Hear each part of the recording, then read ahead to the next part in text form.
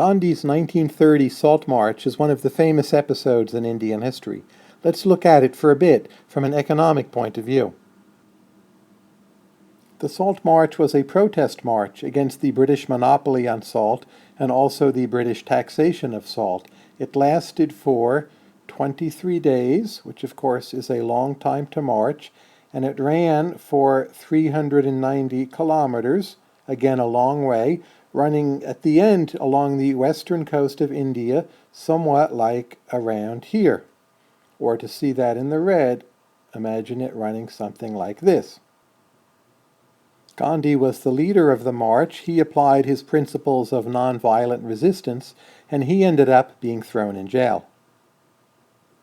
Nehru was also involved in the protest, and he too ended up being thrown in jail. Salt, of course, is a very important commodity, essential for human life. Salt had been taxed in India for a long time, but under the Mughal Empire, salt taxes were relatively low. Taxes became much higher when the British East India Company had a role in India, and the British salt tax really gets going in 1765, when Robert Clive, also known as Clive of India, instituted a system of salt monopolies and salt taxation. At first this tax was at 35%, and then it went up to 50%. It's not surprising to suppose that the cheapest way of getting salt in India was to have the salt produced in India itself, but British policy was not steered toward that end. There was in fact a place in England where salt was produced. There was a salt lobby from near and around Cheshire, England, and over time the salt producers from Cheshire, England acquired a very strong market foothold in India, supported by these monopoly privileges and by these taxes. Of course, this was a very bad deal for Indians who had to buy salt. Indians broke these laws to some extent, but overall salt production moved away from India and toward England. The English salt producers were earning monopoly profits. This really was a classic case of special interest groups strangling one sector of an economy with monopoly and taxes. The British kept on trying to keep control, so they built an entire salt line which ran across much of India, and on that salt line they employed nearly 12,000 men to try to stop Indian salt from sneaking through. As you would expect with this monopoly and high tax, there was a lot of smuggling and also a lot of salt adulteration. There was a new salt tax passed in 1882. The purpose there was to try to restrict the distribution and handling of salt to government depots, but of course that was not in every way effective. A lot of the very poor didn't pay the salt tax at all. What they would do instead is burn vegetable ashes, and there would be impure or bitter salt substitutes which they would extract from those ashes. That wasn't really good for them, and it also tasted bad.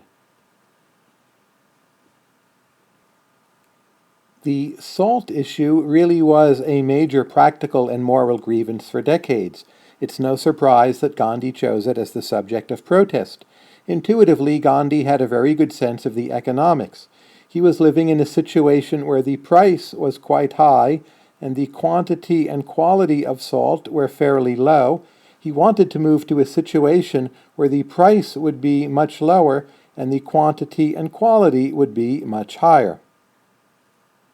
And thus we have Gandhi's 1930 Dandi March. At the end of the march, when they all arrived at the sea, what they did is boiled the seawater and took out the salt. They produced salt very cheaply and basically announced that a new era of salt production and distribution had arrived.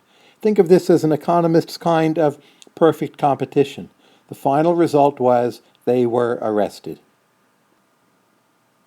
The actual tax on salt wasn't repealed until 1946, but still this event was important for a number of reasons. It meant new popularity for Gandhi. It demonstrated the widespread nature of resistance to British rule. Also, the issue was so obvious, the salt taxation and monopoly seemed so unjust, that British rule itself appeared unjustified. There was face-to-face negotiation between Gandhi and the British, which was important symbolically, And also, at the end of the Salt March, although Gandhi and also Nehru were arrested, the British actually did make some concessions. For further reading about Gandhi and the Salt March itself, just Google some of the key terms in this video. For background on the earlier history of salt monopoly and salt taxation, I recommend these two articles, each available online.